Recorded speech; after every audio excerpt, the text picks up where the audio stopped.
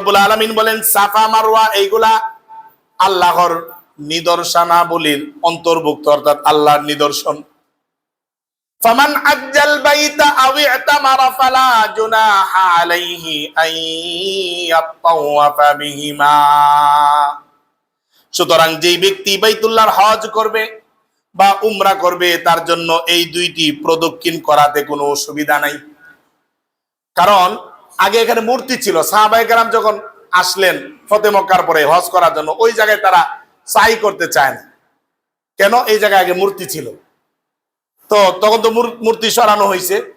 এরপরে এই আয়াত নাজিল হলো, রাসূলুল্লাহ সাল্লাল্লাহু আলাইহি ওয়াসাল্লাম তাদেরকে বলে দিলেন যে না, এই জায়গায় সাই করা যাবে, সাই করতে হবে, সাই করা যাবে, সাই করাতে কোনো কি নাই, সমস্যা নাই। ওমান তাতাওয়া খায়রাম ফাইন্নাল্লাহা শাকিরুন আলীম। কোন ব্যক্তি যদি স্বতঃস্ফূর্তভাবে কোনো কল্যাণকর কাজ করে, আল্লাহ তাআলা অবশ্যই গুণগ্রাহী, সর্বজ্ঞ। আল্লাহ এটা পছন্দ করেন। যে কোনো কল্যাণ কাজ, ভালো কাজ, এটা করার থেকে যখন করে তখন এই সম্পর্কে জানেন কে? আল্লাহ রাব্বুল আলামিন জানেন। এবং যিনি মুসলমান ঈমানদার তারও দরকার দৈনন্দিন জীবনে ভালো ভালো কাজগুলি বেছে বেছে নিজে করা, নিজেকে বলা আর কত গুনাহ করবি, আর কত দুনিয়া দুনিয়া করবি, একটু পরকালের ফিকির কর। দুনিয়া তো অল্প হায়াত, কখন কে চলে যায় কোনো নিশ্চয়তা নাই। আমার বয়স থেকে কত নিচে এখানে যারাই আছেন প্রত্যেকের কম বয়সী মানুষ দুনিয়া থেকে চলে গেছে, এরকম আপনাদের জানা আছে না? নাই? প্রত্যেকেরই জানা আছে। যারা এই যে বাচ্চাগুলো আছে এদেরও কম বয়সের অনেক বাচ্চা দুনিয়া থেকে চলে গেছে। আল্লাহ তাআলা সবাইকে সতর্ক করছেন যে তুমি মনে করতেছো তোমার মাত্র হয়েছে 40 বছর 60 বছর, তুমি মনে করছো তোমার আরো অনেক বাকি আছে। না না, বাকি অনেক আগেই শেষ হয়ে গেছে। এখন সব নগদ। যখন আল্লাহ চান, যখন হুকুম হয়, ইদা জা আজালুহুম ফালা ইস্তাখিরুনা সাআতাও ওয়ালা ইস্তাকদিমুন। যখন মৌতের ঘন্টা তোমার বাজবে, 1 সেকেন্ড পরেও যাবে না, আগেও যাবে না। যখন মৌত, তখন আজরাইল উপস্থিত, তখনই জান কবজ, তখনই দুনিয়া থেকে উদাও, তখনই বিদায় হয়ে যেতে হবে। আর কোনো সুযোগ নাই, আর কোনো সুযোগ নাই যে একটু সুযোগ দেন, একটু সংস্কার করিয়া পরে নির্বাচন দেই, এরকম কোনো সুযোগ নাই।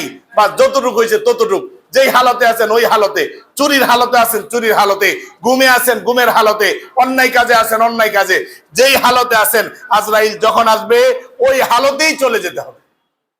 এই জন্য সর্বদাই নিজেকে গুনাহ থেকে হেফাজত করা। সাফা মারওয়ার কথা বলতেছিলাম। তাফসিরে কুরতুবির মধ্যে আলোচনা করেন ইন্নামা কানা মাল্লা ইয়াতুফু বাইনাস সাফা ওয়াল মারওয়াতি মিনাল আরাবি ইয়াকুলুনা ইন্না তাওয়াফানা বাইনা হাদাইনিল হাজারাইনি মিন আমরিল জাহিলিয়াহ। ওই যেটা বললাম, তারা বলতেছিল এখানে তো দুইটা পাথর ছিল, এই পাথরগুলোর জন্য এখানে তাওয়াফ করা হতো। আর কেউ কেউ বলছেন ইন্নামা উমিরনা বিত-তাওয়াফি বিল বাইতি, আমাদেরকে আল্লাহর ঘর তাওয়াফ করার জন্য বলা হয়েছে, সাফা মারওয়া সাই করার জন্য তো বলা হয় নাই। ওয়ালাম নুমার বিহি বাইনাস সাফা ওয়াল মারওয়াতি।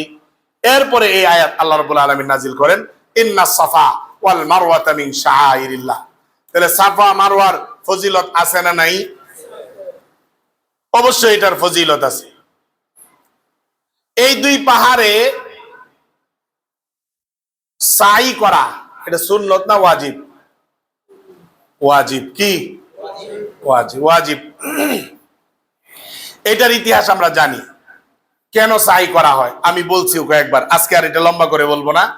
ইসমাইল আলাইহিস সালামের মা যখন নাকি পানি খাবার কোনোটাই পায় না, তখন একবার পাহাড়ের এই দিকে যায় আবার ওই দিকে যায়। এই যে ওনাদের চক্কর, সন্তানকে বাঁচানোর জন্য একটু পানির ব্যবস্থা বা একটু খাবারের ব্যবস্থার জন্য যে উনি সাই করলেন, একটু দৌড়াদৌড়ি করলেন, এটা আল্লাহর কাছে এত বেশি পছন্দ হয়েছে, এত বেশি পছন্দ হয়েছে, আল্লাহ রাব্বুল আলামিন কিয়ামত পর্যন্ত হজ উমরাকারীদের জন্য এটাকে বিধান হিসেবে দিয়ে দিলেন। সুবহানাল্লাহ, বিধান হিসেবে দিয়ে দিয়েছেন। লম্বা আলোচনা, অন্য সময়টা আমরা শুনি বা অন্য সময় করব। সাফা মারওয়ার দিকে, সাফা মারওয়া থেকে একটা জায়গা আছে, ওখান থেকে দেখা যায় বাইতুল্লাহ দেখা যায়। যারা হজ উমরা করছেন তো ওই জায়গায় সাই করছেন, তারা দেখছেন, দোয়াও করছেন। ওই জায়গা থেকে যদি কেউ দোয়া করে, ওই দোয়া সরাসরি কবুল করেন কে? আল্লাহ রাব্বুল আলামিন কবুল করেন। মুসলিম শরীফের মধ্যে বর্ণিত আছে, লম্বা হাদিস, তার শেষ দিকে আলোচনা, থুম্মা রাজা ইলার রুকনি ফাসতালামাহু থুম্মা খারাজা মিনাল বাবি ইলাস সাফা ফালাম্মা দানা মিনাস সাফা ক্বরাআ ইন্নাস সাফা ওয়াল মারওয়াতা মিন শাআইরিল্লাহ আবদাউ বিমা বাদা আল্লাহু বিহি। আল্লাহ যেটা দিয়ে শুরু করছেন সাফা, ইন্নাস সাফা, এইজন্য সাফা থেকে সাই শুরু করতে হয়। ফাবাদা বিস সাফা ফারাকিয়া আলাইহি হাত্তা রাআল বাইতা, যখন কিছু সামনে যাওয়ার পরে যখন বাইতুল্লাহ দেখা যায়, ফাস্তাকবালাল কিবলাতা, কিবলামুখী হয়ে, ফাওয়াহাদাল্লাহ, তাওহীদের বর্ণনা দিলেন, তাকবীর দিলেন, আল্লাহর বরত্ব বললেন, ওয়া ক্বালা লা ইলাহা ইল্লাল্লাহু ওয়াহদাহু লা শারীকা লাহু লাহুল মুলক ওয়া লাহুল হামদ ওয়া হুয়া আলা কুল্লি শাইইন কাদির। লা ইলাহা ইল্লাল্লাহু ওয়াহদাহু আনজাজা ওয়াদাহু ওয়া নাসারা আবদাহু ওয়া হাজামাল আহজাবা ওয়াহদাহু থুম্মা দাআ বাইনা যালিকা। এই কথাগুলি বলার পরে রাসূলুল্লাহ সাল্লাল্লাহু আলাইহি সাল্লাম সাফা মারওয়ার মাঝখানে এখানে দোয়া করলেন। কি করলেন? ক্বালা মিথলা যালিকা সালাসা মাররাতিন, এভাবে তিনবার এই একই রকম করছেন এবং সাফা মারওয়ার মাঝখানে দোয়া করছেন। কারণ সাফা এবং মারওয়া এখানে দোয়া করলে কবুল করেন কে? আল্লাহ রাব্বুল আলামিন কবুল করেন।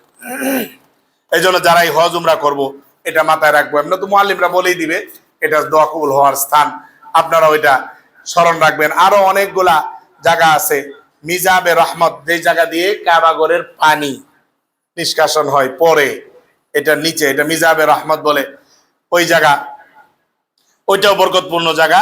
এইগুলার অনেক আলোচনা, গত বছর এগুলা পর্যাপ্ত আলোচনা হয়েছে। হজ আমাদের উপরে ফরজ। ফরজ করেছেন কে বলেন তো? আগের যুগেও হজ ফরজ ছিল, আগের যুগে হজ ছিল।